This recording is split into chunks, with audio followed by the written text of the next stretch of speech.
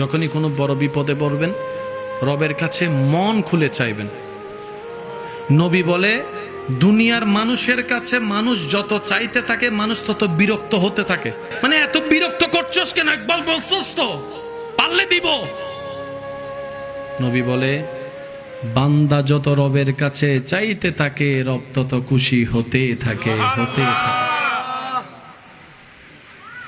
কেউ চাইলো রব শুনলো দেয় না, কেউ চাইলো রব শুনলো দেয় না।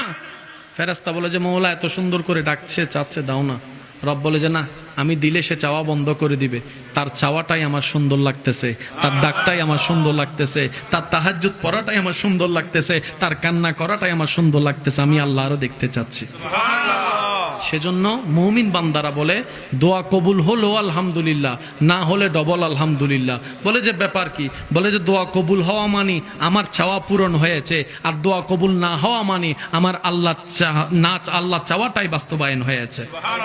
আর আল্লাহ চাওয়ায় বান্দার খুশি, এটাই হচ্ছে মুমিনের কাজ। আল্লাহ আমাদের সবাইকে কবুল করুক, আমিন।